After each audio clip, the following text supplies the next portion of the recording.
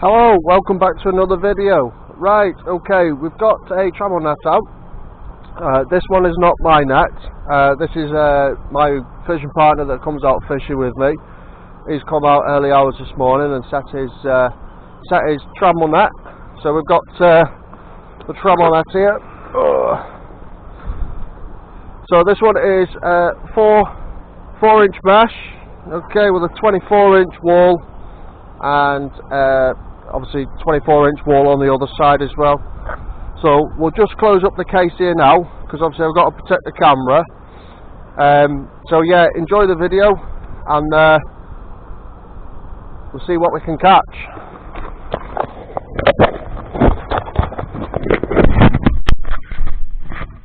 So apologies again for the lighting. We'll just see what we've got here. What we got? So this only stands 4 foot, okay? So the tide's going to be turning in a second, so all these fish that I put on the floor will all survive, okay? So we don't need to be panicking about any fish dying. There you go. Little dab there, look, all live and kicking. I know there's a few people that have mentioned about fish dying. Obviously we try our absolute best to save the fish that we can. So I'd say the tide is due to turn soon. So we'll get these back in. As you can see, the Trammel net bags the fish rather than gills them. So you can see the fish are in live and kicking and pristine condition as well. So there's no damage at all to them, so they'll go back nicely. Just go through and see what we got and take it out. That's a nice sized flounder there. He doesn't want to keep the flounders, so all the fish, unless there's anything of any quality, will be put back in the water. That's a nice sized flounder, that. Plenty of meat on him as well, but as I say, he doesn't want to keep them, and I've got enough at home. Just a heads up, I'll be putting my nets out soon, so stay tuned for my videos coming up again. We're going to try a different spot this time. So as you can see here, it's getting back to how the net bags the fish.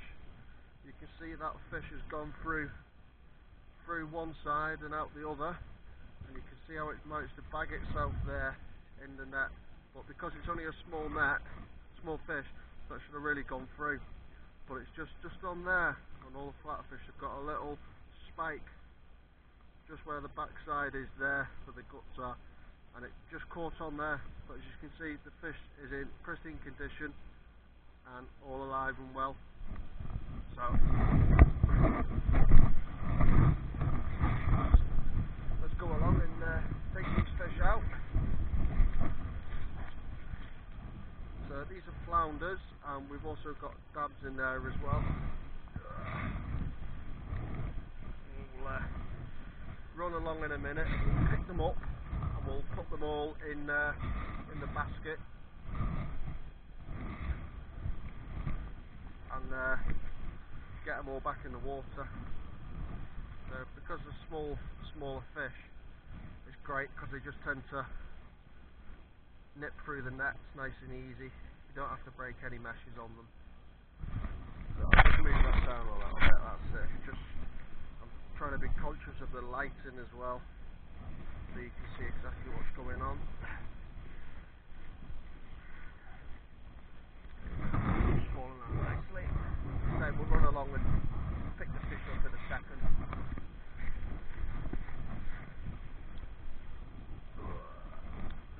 There you go, that was just falling out nicely. This one will do the same.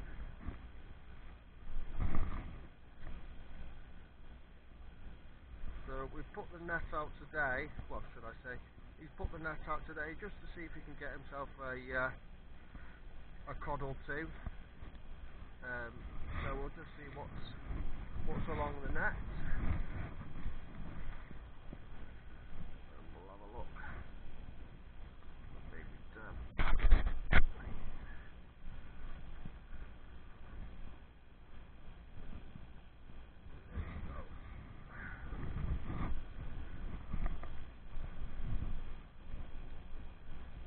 This is sadly you'll always get a bycatch. Nothing you can do about that. People are against netting, but it's a way of fishing, and you try your hardest to save what you can. As I say, we'll go along in a minute and pick the fish up and stick them back in the water.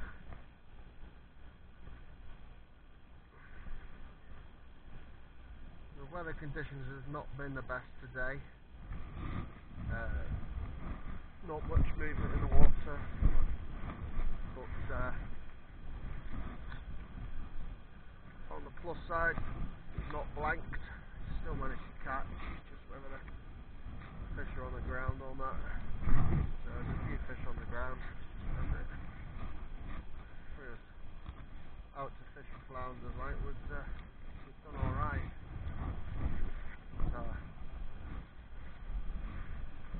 just got through there. Yeah.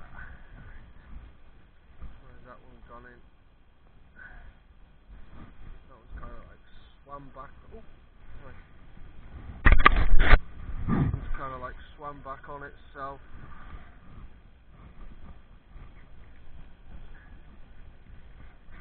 Go.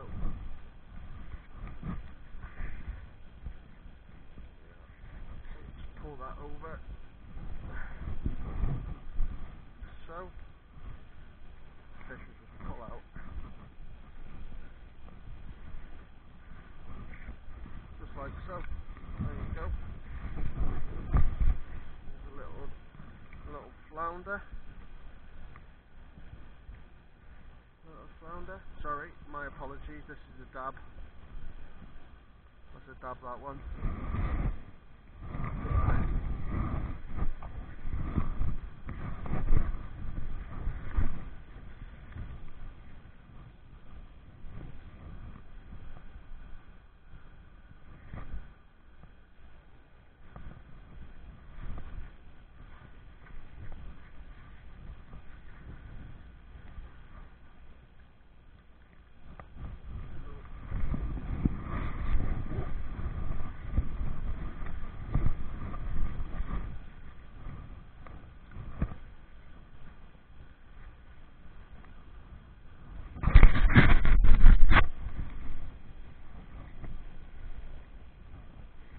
We do get a lot of flatfish on this beach, a lot of flatfish. So, little baby turbot, look. There you go. As I say, we'll come along and pick these up again in a second.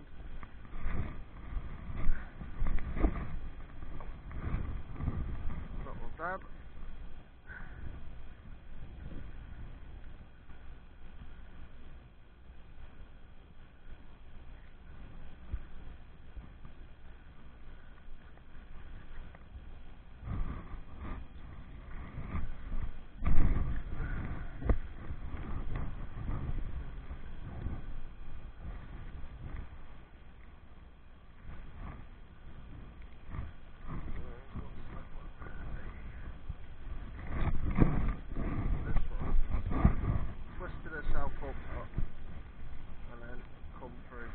So the nets tend to fish on the ebb tide. So for those of you who are not up to speed on your fishing, the ebb tide is when the tide's going out. Because obviously the fish come in to feed on the flood, and then you've got the ebb tide, which is when the tide goes out. So fishing big tides, some people may also know them as spring tides. So spring tide is when when the moon is at its fullest on a new moon, or going the other way. So that's when we fish our nets. That's the best time to fish them for us, because we tend to catch better on those tides. So that's the tides that we fish on them.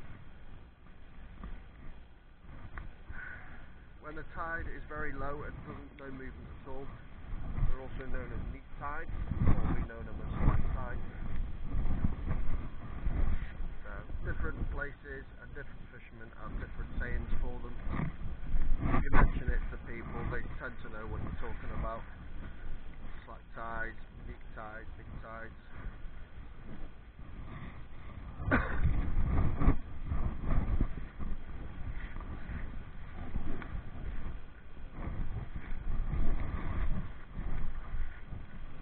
Right, here we go. Got our whiting. The old whitings. You always know when the water's freshening up and cooling down when the whitings start to show up.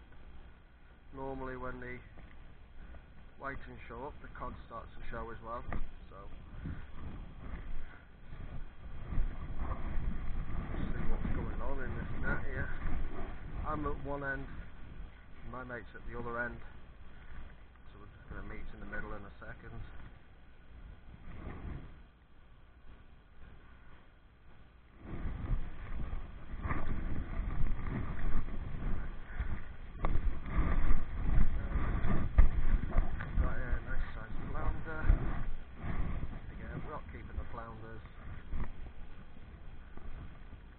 Not going to keep the flounders. There you go.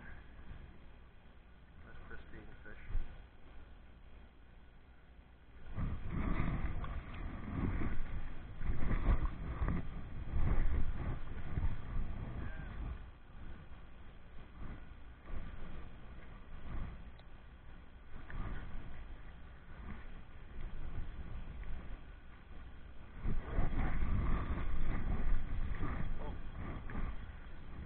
We'll just leave that a second and we'll go over here.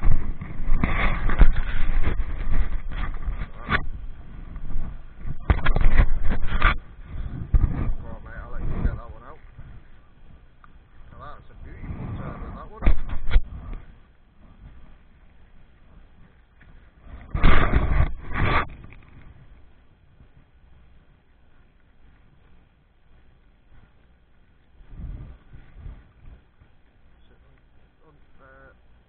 That's it.